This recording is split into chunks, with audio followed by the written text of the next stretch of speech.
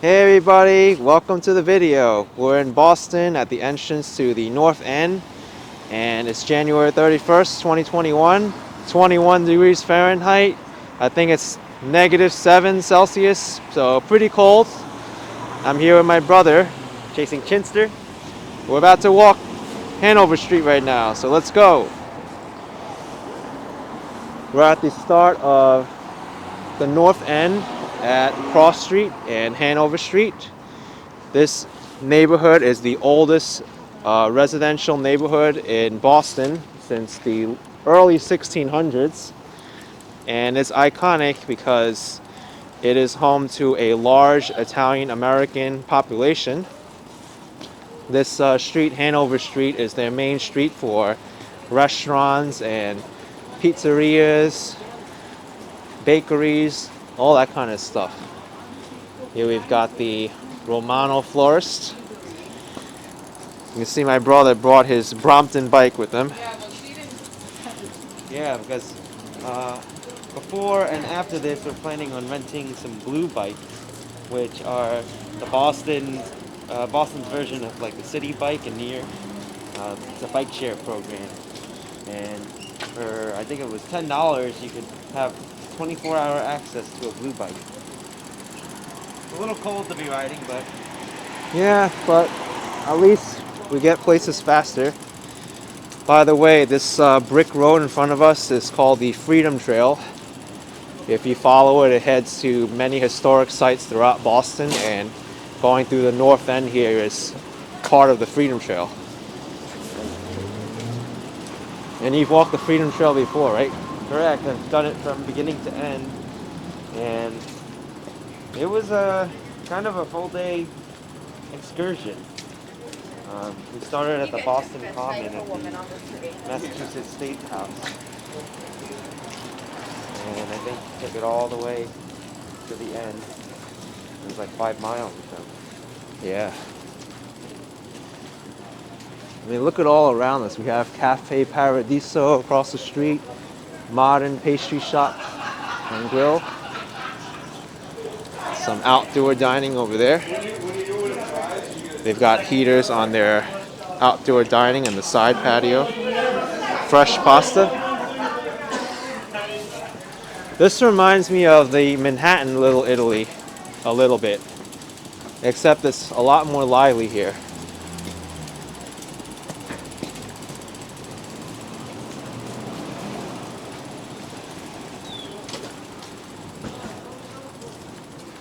We actually ate just now in the North End at a restaurant right down there. Let's go actually take a look at it. Sure. Yeah, the restaurant where we ate at.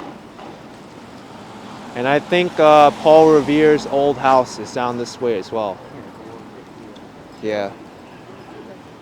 The Freedom Trail actually crosses over the street. You can see it. The little line of bricks.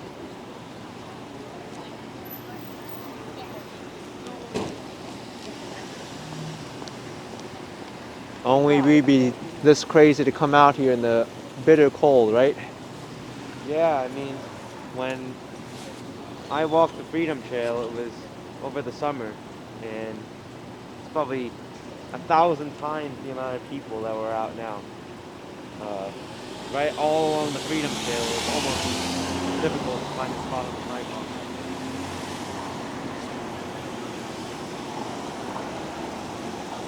This light takes such a long time to change. And we just tried to do a live stream of the North End, but it failed due to some reason. Probably the cold weather had something to do with it. I don't know if it was the internet service, because it showed it had full internet service from Verizon and T-Mobile, so who knows what it could be. Maybe it was YouTube. There's an Italian grocery across the street, the Salumeria Italiana, and we ate at no, it's another block. We're on the next block. All right, but regardless, this is where the Freedom Trail goes anyway. We got confused because the Freedom Trail also goes through that block as well. But there we have Vinoteca di Monica wine bar. across the street. Here's Monica's pastry shop. That looks pretty good too. Let's go over there and take a look. They're open 7 days a week. Italian specialties, lasagna. Look at that, huh?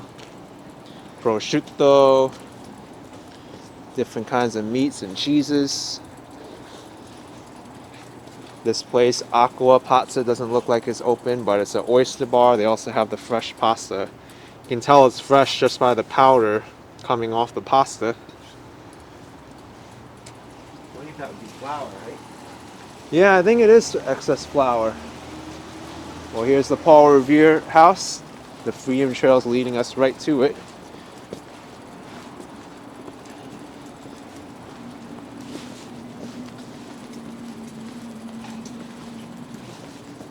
Now you see the North End Italian-American businesses aren't just on Hanover Street. They're around this corner as well as down there.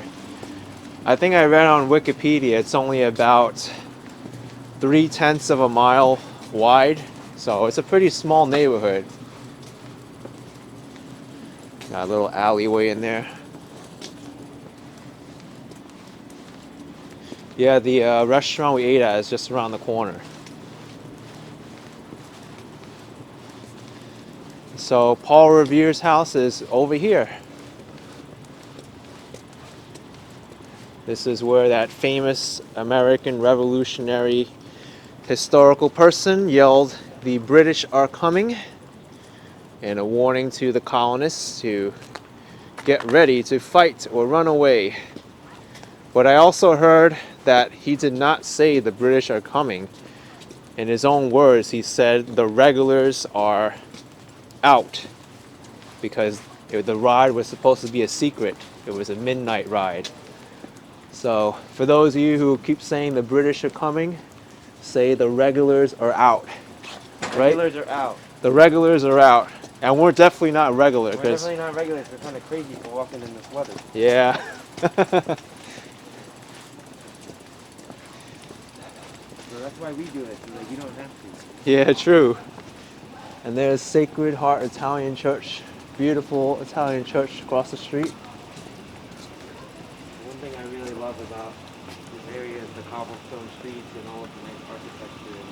Yeah, you can see all the old buildings. And the Freedom Trail comes back around across the street. And this is the restaurant we ate at. Paulino's Ristorante. I had a lobster, now I'm saying in a Bostonian accent now, the lobster ravioli. It was delicious in there.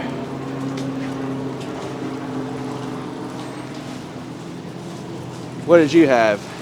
You know, I don't remember the name of it, but it was like a lemongrass sausage and broccoli rabe pasta. Yeah, that was pretty good too. Very good morning. Very nice. But if you go there, definitely check out the lobster ravioli.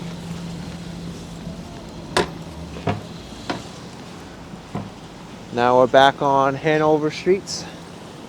Mike's Pastry's over there, but we'll end the live stream at Mike's Pastry, I think.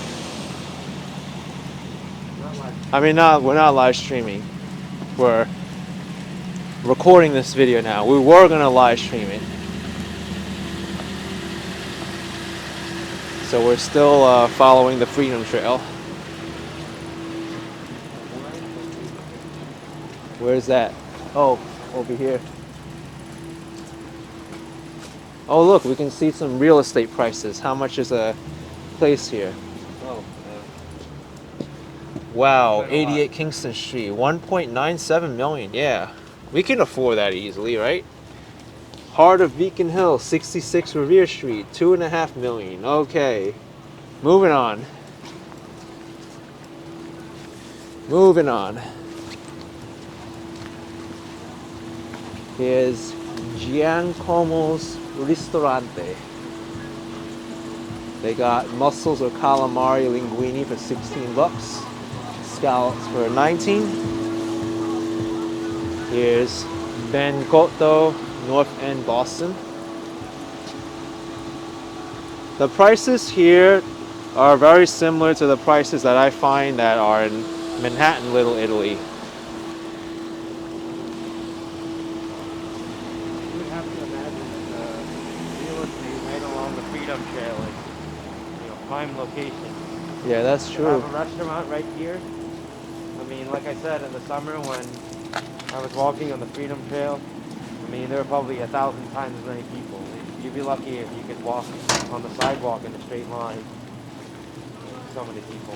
Oh yeah. Here's Arena's Pizzeria. You know How's what? their pizza here? That wasn't even last summer. That was summer before Looks that. pretty good.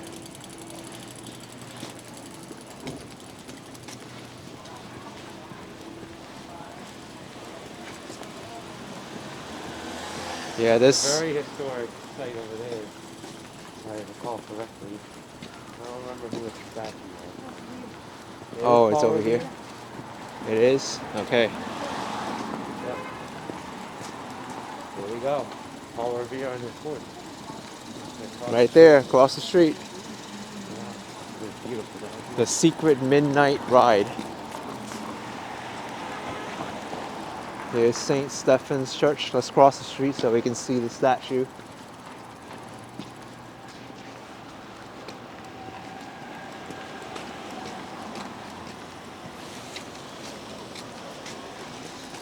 I guess Boston's getting ready for the snow because they have all these bobcats out. Massachusetts, in my experience, is always ready for the snow. Oh yeah? I moved from Indiana and they kind of had oh, it snowed, now what do we do attitude about it. But in my experience, Massachusetts is very prepared. And there's the Paul Revere statue. So I guess we'll walk through the Paul Revere Mall. This is pretty neat. What's that building up there? Looks like a large, clock tower or a church. Not really sure. Speaking of snow, we're supposed to be getting some snow tomorrow. About 6 to 12 inches, I think. Yep. And I'm not going to be riding this bike in that snow. No, no way. This Brompton can't handle it. Well, it can, but I don't know if I can. I do have another bike that I ride through the winter that has studded tires on it. They're the Schwalbe Marathon Plus Winter tires with 4 sets of studs, carbide studs. Oh my gosh. I don't have to go that crazy in New York. We have a better developed transit system than Boston does. Well, correction. Boston has very good transit, but because I live in a suburb of Boston, the roads aren't maintained to the same level.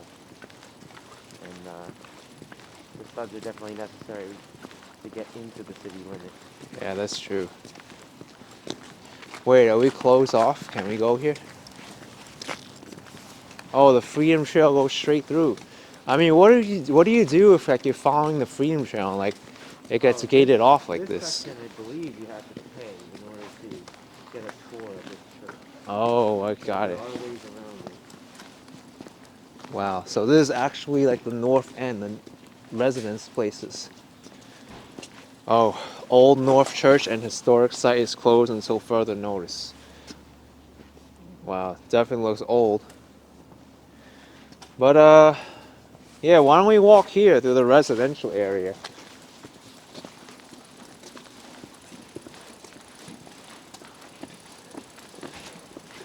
This kind of reminds me a little bit of Greenwich Village in New York City.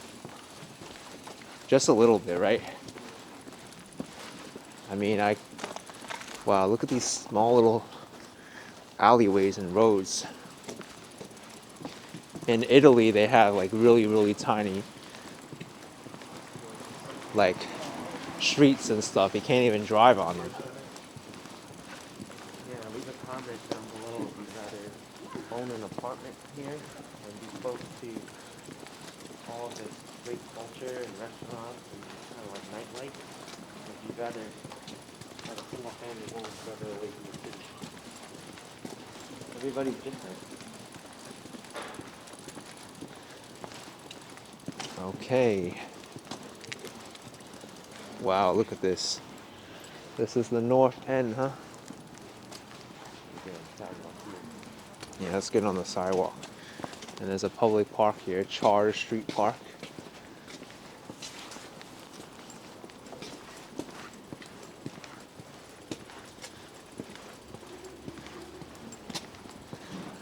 Maybe we can make a right on the next street and head towards the water. I don't think the water's too far away from here, right?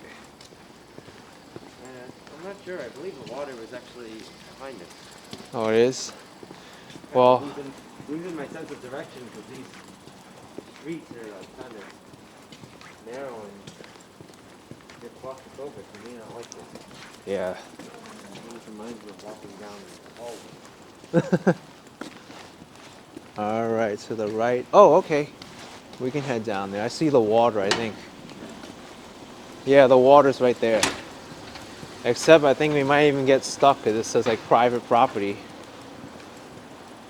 But yeah, look at this.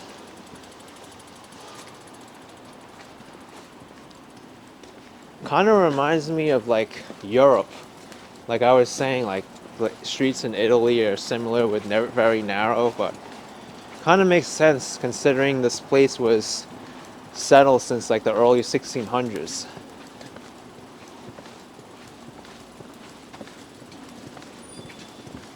But we'll head back down to Hanover Street.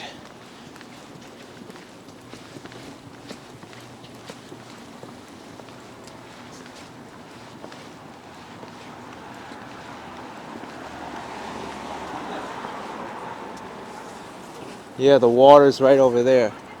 So I'm not sure what street this is. This wasn't really labeled at all. Oh, look at this restaurant, Rocco's Cucina. Oh, it's commercial? This is actually the road that we took to get here. Okay. Yeah, so we'll go to commercial to Hanover. And this way that could be out to the water as well. Yeah. There's piers over there. You want to see water. Well, right here, right? I think this piers that way. Yeah, we'll go there like 1 block or 2 just so we can see the water.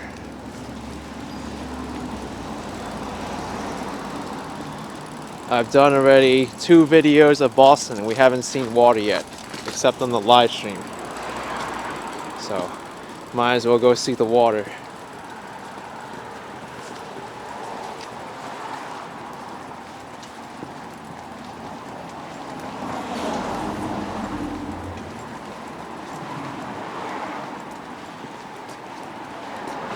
Watch out, there's some ice over here.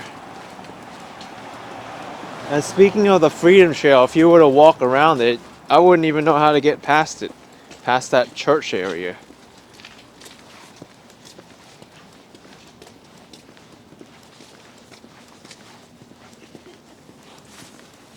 Wow, look at this.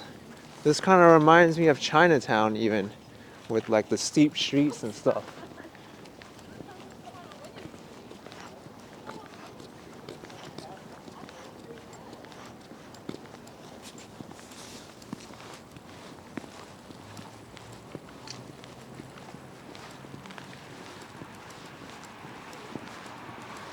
Well, here's Langone Park.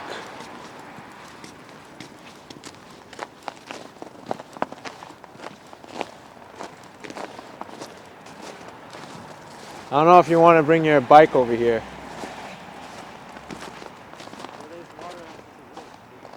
Okay.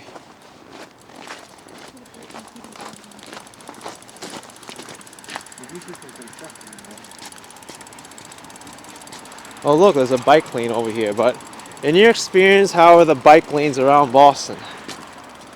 It's half-half. In my day job, I'm involved in a lot of advocacy efforts because we have a lot of door-zone bike lanes. The trail network is pretty built up in Boston, but there's a lot of areas that have insufficient access. This area is very well built up, but there are areas where, predominantly people of color live, like Mattapan, Dorchester, Roxbury. They don't really have any bike infrastructure aside from like Sharrows. And then East Boston also has almost no rail access or bike lanes, bike infrastructure. So that's kind of like a dead spot that Hmm. a lot of people live there, but there's no real connection to Boston. But once you get here, it's pretty easy to get around. I mean, over here you're pretty much already in the city, so Yeah, it's kind of like why do they really need it as much as like the other areas which need to be improved? right. Well, it's also these areas have more tourism and money, so Yeah, that makes why sense. the lanes get built here. I guess we could walk over here, or is there like construction there? Yeah, you could, but look at all this ice. Yeah, forget it. Let's just turn back towards Hanover again. But if you were to walk over there, you'll head towards the pier. Right now it's a little bit dangerous to walk on all this ice, especially dragging a bicycle around, so we'll walk back to Hanover Street and then get some Mike's Pastry. Plus we'll see all those businesses at the end of Hanover going back. Get a nice tour of the bike lane. Yeah.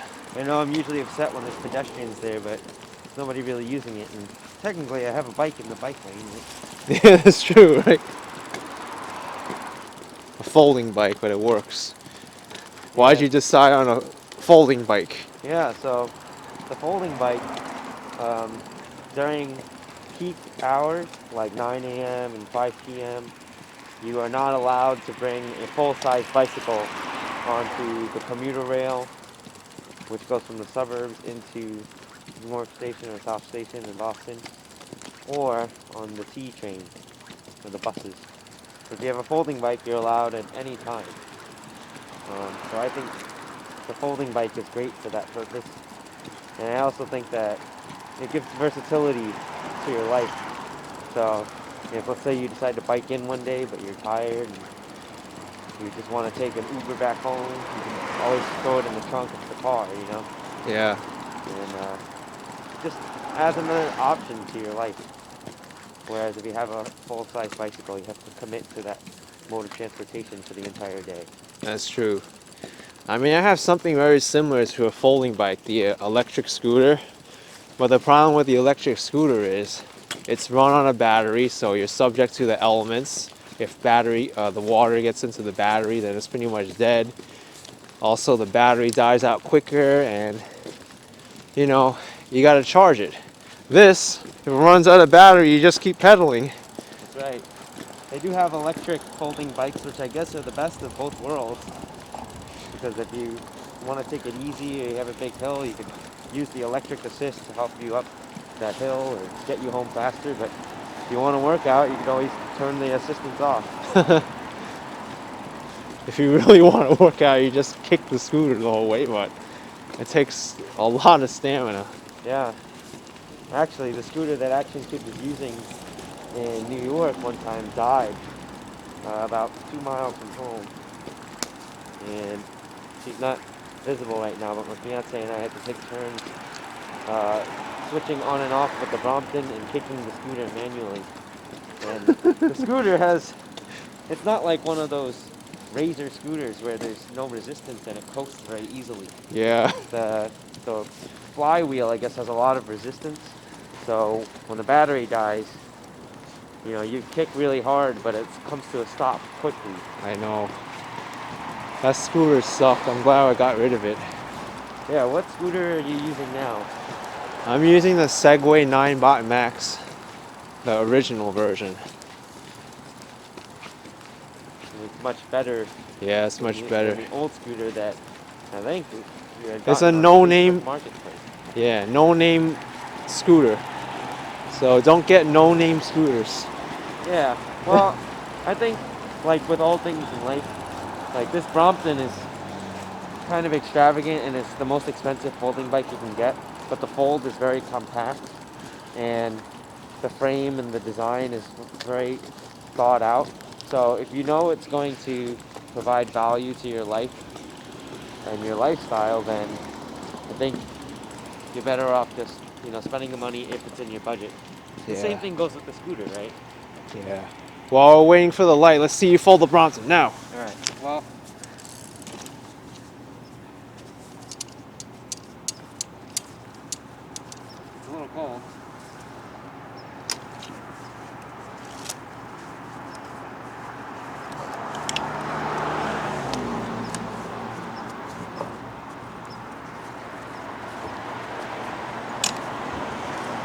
Man, that was quick. Now let's unfold it. Hopefully the light doesn't change. No, it won't. We still got a full walk signal.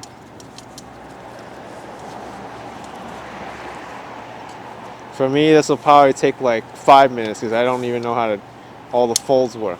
I gotta look at a manual. Well, when your fingers are half frozen, it's also really hard. That's true. This is kickstand mode too. It's nice. And then, actually, let's see. When the light turns green, I'm gonna unfold it, and then we can begin on our way. All right. Right now, I can kind of just relax until the light turns green.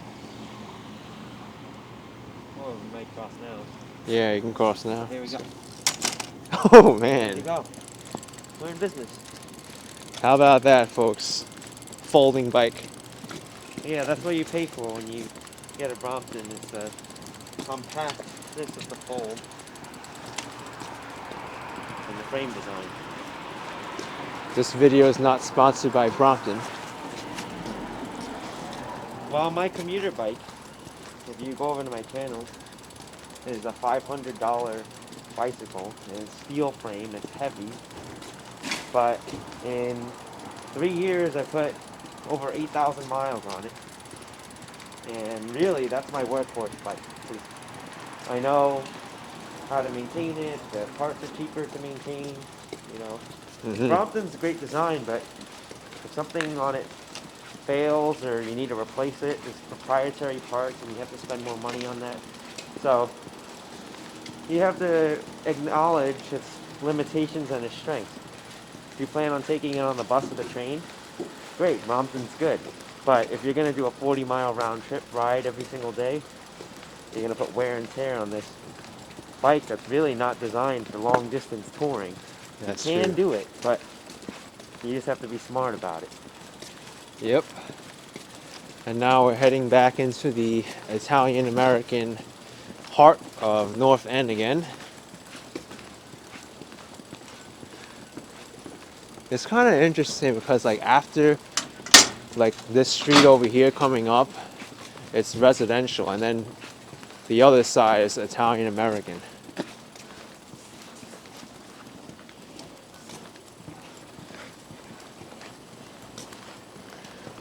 Oh, look at this. This parking is only limited to residents and it's permit parking only.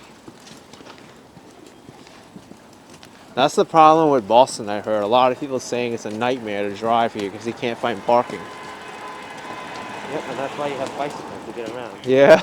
I mean, I'm a little biased. I'm like Action Kid if you never stopped cycling and started doing walking videos. But I really do think that the best way to get around the city is by walking, by scootering, taking the bike. There's the fire hydrant. Anything Firehouse. but driving.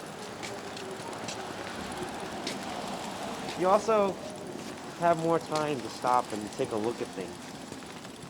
You know, imagine you're driving your car and you want to stop at one of these restaurants. It's very inconvenient because now you have to try and park. Yeah.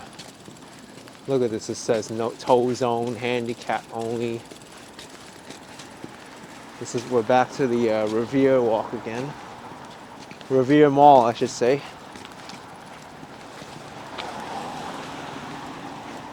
Is the cold weather getting to you yet? Yeah, I have thick skin, but doesn't mean I like it. Another thing is, because we're so close to the coast, it's very windy here as well. Yeah. Hello. Don't be cold for the air cold. Nope. Where's Mike Pastry? Is it around this corner?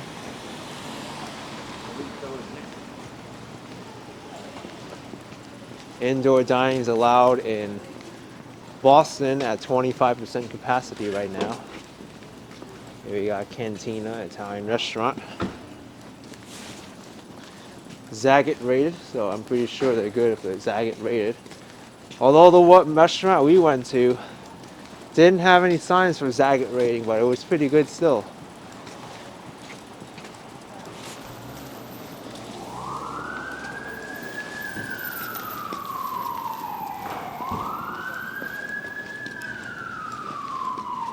Oh, Mike's Pastry is another block after this.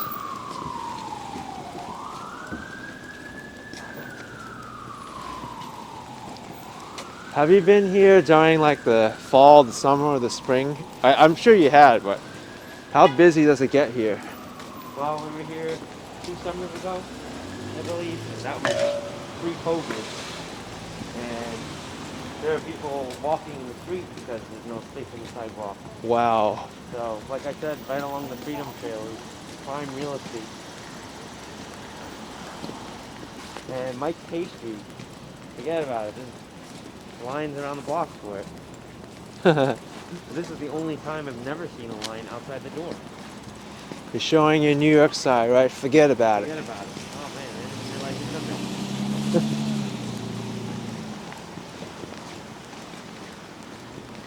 that. All right, Mike's Pastry. What are we gonna get at Mike's Pastry? Well, it's your decision. You can go in and I recommend the cannoli. They have many different flavors. All right, cannoli time. Let's go, cannolis. All right, we are going in. After you.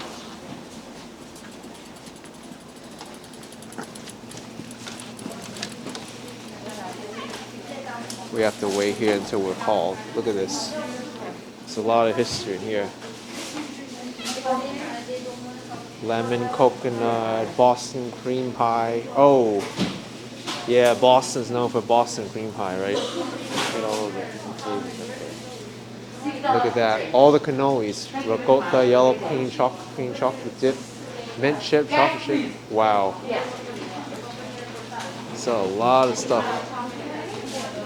Blueberry scone, blueberry muffin, plain croissant. Alright folks, we got our cannolis at Mike's Pastry. We're gonna bring it back to somewhere warm to eat them because it's just so cold out. But I hope you enjoyed this walkthrough of Boston's North End, aka the Little Italy, even though a lot of people don't like it being called the Little Italy, but there's definitely a lot more Little Italy here than Manhattan Little Italy, so I say it is. Alright, thanks for watching. Thanks for watching. Check out Chasing Chinster on YouTube, and we'll see you next time. Bye-bye. Alright, so we have the cannolis from Mike's Pastry. We're going to open this up and see how it is.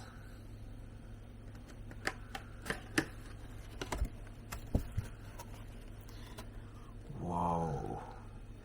That smells freaking good. I guess this is the Oreo because I see the Oreo crumbs on it. The filling coming out. Look at all that powder on that cannoli and the cannoli crust. It looks excellent.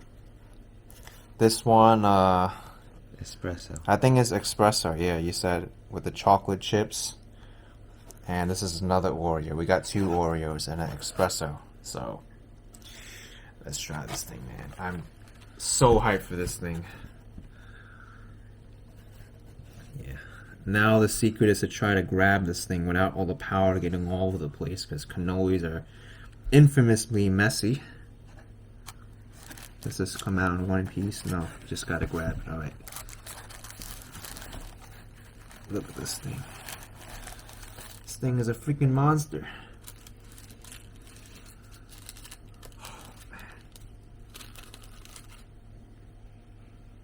That smells so fresh. My gosh.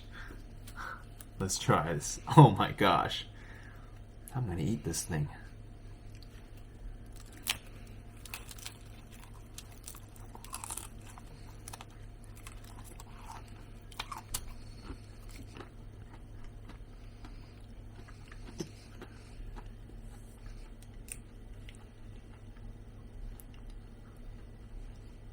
Oh my gosh. Unfreaking real, man. Woo! This cream is so freaking good. It tastes better than an Oreo. And even though it's named after that cookie, the snack, this thing has even more flavor than the Oreo. It's got the crumbs, which are the actual Oreo, but the cream is like even better cream that they put in the Oreo. I don't know how to describe it. And this crust is so like, I don't know how to really describe it. It's kind of like really, really, it has a kickback to it. It's like kind of like nacho chips, the texture, but it's not as crunchy, if I could describe it that way. But yeah, I'm glad we put this on a plate because all this powder and stuff would just get all over the place. All right. Visit Mike's Pastry in North End.